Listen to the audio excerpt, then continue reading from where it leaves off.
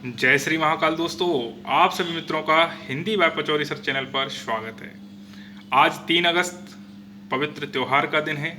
आप सभी मित्रों को राखी के इस पवित्र त्यौहार की ढेर सारी शुभकामनाएं। मित्रों, लास्ट वीडियो में मैंने आपसे जेल प्रहरी भर्ती परीक्षा के बारे में चर्चा की, जहां हमने प्रत्येक बिंदु को विस्तार से जाना। जो विद्यार्थी उस वीडियो को नहीं देख पाए हैं, डिस्क्रिप्शन में लिंक पर जाकर पहले उस वीडियो को देख लें, जिससे कि आप संपूर्ण भर्ती परीक्षा के बारे में जान सकें। आज लिखित परीक्षा पाठ्यक्रम के बारे में बहुत ही संक्षिप्त तरीके से आपकी रणनीति बनाने में मैं सहयोग करना चाहता हूं। आप इस प्रकार तैयारी कर सकते हैं, लेकिन जरूरी नहीं है कि आपकी रणनीति इस प्रकार हो। आप जिस प्रकार तैयारी कर रहे हैं उस प्रकार भी अपनी तैयारी जारी रख सकते हैं। लेकिन यदि किसी विद्यार्थी को यह रणनीति पसंद आती है तो वो इस प्रकार यहाँ तैयारी कर सकते हैं।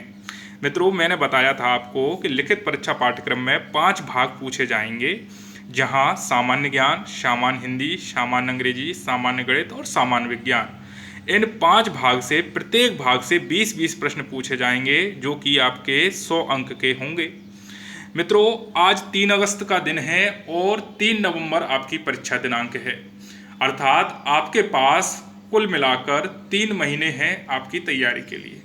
यदि हम मान लें 3 महीने को दिन में देखें तो 90 दिन आपके पास हैं, जिसमें आपको इन 5 पाठ्यक्रम को, 5 भाग को तैयार करना है। यहाँ विस्तार से इनके बिंदुओं के बारे में चर्चा नहीं की है कि सामान्य ज्ञान में किस प्रकार का जीएस या जीके पूछा जाएगा। सामान्य हिंदी के पाठ्यक्रम के बारे में भी कोई चर्चा नहीं की, सामान्य अंग्रेजी के बारे में भी कोई चर्चा नहीं की। इसी प्रकार ना ही गणित और विज्ञान, इनके बिंदुओं को विस्तार से नहीं बताया है कि किन बिंदुओं से प्रश्न पूछे जाएंगे।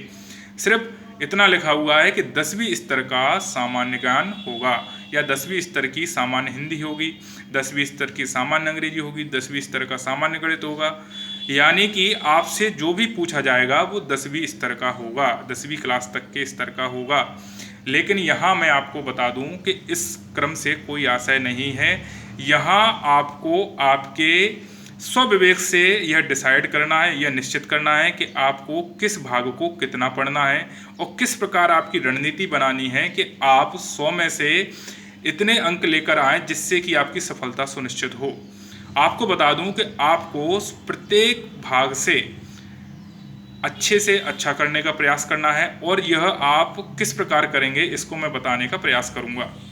मित्रों, यहाँ 5 भाग को मैंने कुछ इस प्रकार बांटा है कि आपको पहला पोर्शन लेना है सामान्य हिंदी, दूसरा सामान्य अंग्रेजी, तीसरा सामान्य गणित, चौथा सामान्य विज्ञान और 5वें नंबर पर आपको रखना है सामान्य ज्ञान।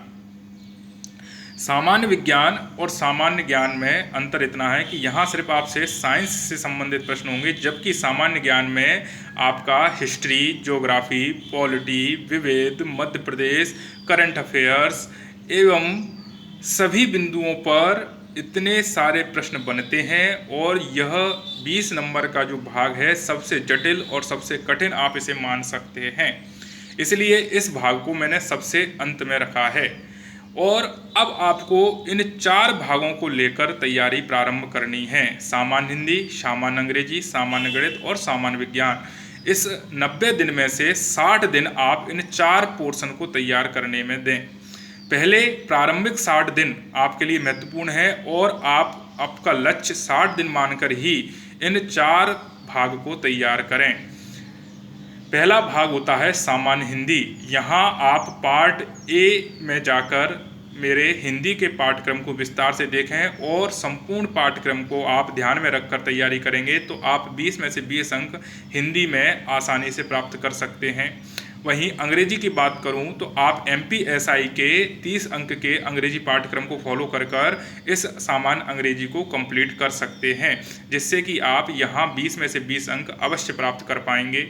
बात करता हूँ सामान्य गणित की, तो सामान्य गणित में आप 8वीं से लेकर 9वीं स्तर तक के गणित को सॉल्व करना प्रारंभ करें, या आप RS अग्रवाल की अंक गणित ले लें और RS अग्रवाल की अंक गणित से सभी टॉपिक बिंदुवार कवर करते चलें। इससे कि आप देखेंगे कि आप सामान्य गणित के सिलेबस को बहुत अच्छे से कवर कर पाएंगे और पिछले साल के जब आप पेपर लगाएंगे तो आप गणित के सभी प्रश्नों को आसानी से हल कर सकते हैं यदि आप आर.एस. अग्रवाल के अंक गणित को सॉल्व कर पाते हैं।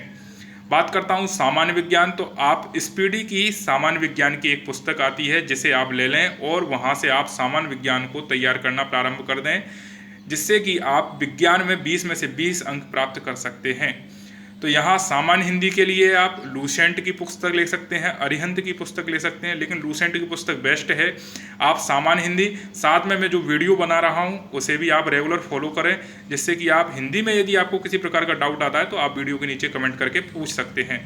जल्दी ही 1 या 2 दिन में मैं सामान्य हिंदी की वर्णमाला के बारे में आपको वीडियो अपलोड करूँगा, जहाँ से आप वर्णमाला को कवर कर सकते हैं। वहीं सामान्य अंग्रेजी की बात करूं तो सामान्य अंग्रेजी के लिए आप MPSI के पाठ्यक्रम को फॉलो करेंगे, साथ में आप प्रत्येक जो सिलेबस है उसका प्रत्येक पॉइंट वाइज आप उसकी किसी भी पुस्तक, जो भी आपके पास पुस्तक है उस पुस्तक से उस पाठ्यक्रम को कंप्लीट करें।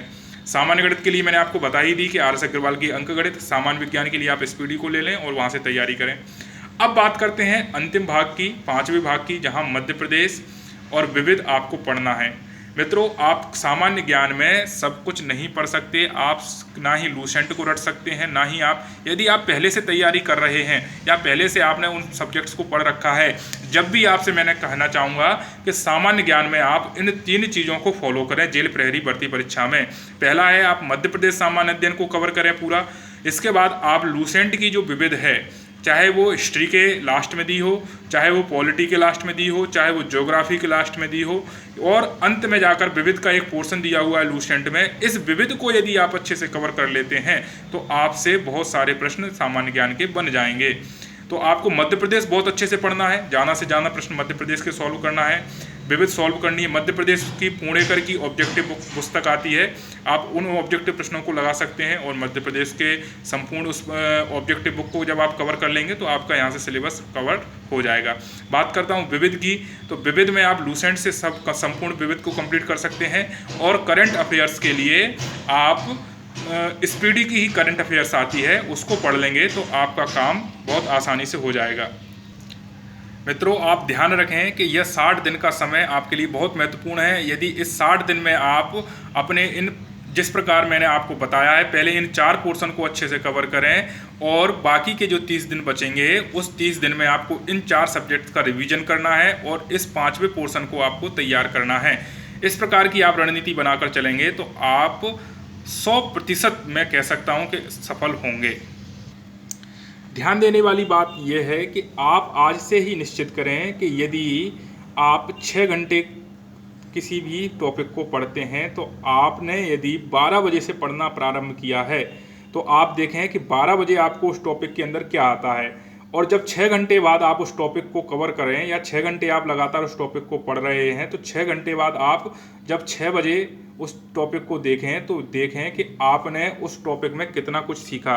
इसका एनालिसिस आप जब भी कर सकते हैं, जैसे मध्य प्रदेश की नदियां, आपने इस टॉपिक को पढ़ा तो मध्य प्रदेश की नदियों के ऑब्जेक्टिव वाले आप सभी प्रश्न लगाएं तो आप देखें कि आपसे कितने प्रश्न बन रहे हैं। यदि आपसे सभी प्रश्न अच्छे से बन रहे हैं तो आपने इस 6 घंटे में बहुत ही अच्छे से पढ़ाई की है। इसलिए आप समय की कीमत को समझें कि आप समय 6 घंटे जरूरी नहीं है, आप कितने अच्छे से उस विषय को पढ़ते हैं यह महत्वपूर्ण हो जाता है। इसलिए मित्रों, आपसे कहना चाहूँगा कि यह रणनीति आपको मैंने जो बताई है बहुत ही सटीक रणनीति है कि पहले 60 दिन में आप इन 4 भाग को कवर करने का प्रयास करें, बाकी 30 दिन में आप इन 4 पोर्शन का लगातार रिवीजन और इस 5वें पोर्शन को आप उस 30 दिन में कवर करें। मैं मानता हूं कि आप इस प्रकार यदि रणनीति बनाकर 60 से 90 दिन की रणनीति जो कि मैंने आपको बताई है, बहुत ही संक्षिप्त बताई है, आप यदि इस प्रकार फॉलो करते हैं तो आप बहुत अच्छे से संपूर्ण पाठ्यक्रम को कवर कर पाएंगे और अपना सिलेक्शन सुनिश्चित कर पाएंगे। इसके बाद भी यदि आपके मन में पाठ्यक्रम को लेकर किसी भी प्रकार का डाउट है, किसी भी प्रकार का प्रश्न है, तो आप कमेंट बॉक्स में मुझसे प्रश्न पूछ सकते हैं। मैं हर संभव प्रयास करता हूं कि आपके सभी प्रश्नों का उत्तर दे सकूं। आप मेरे टेलीग्राम ग्रुप पर जुड़ सकते हैं, टेलीग्राम की लिंक मैं यहाँ वीडियो के नीचे डिस्क्रिप्शन में दे दूँगा। आप टेलीग्राम ग्रुप से जुड़कर भी आप अपने प्रश्न पूछ सकते हैं। तो मिलता हूँ नेक्स्ट वीडियो में वर्णमाला के साथ। जय हिंद, जय भारत। धन्यवाद दोस्तों।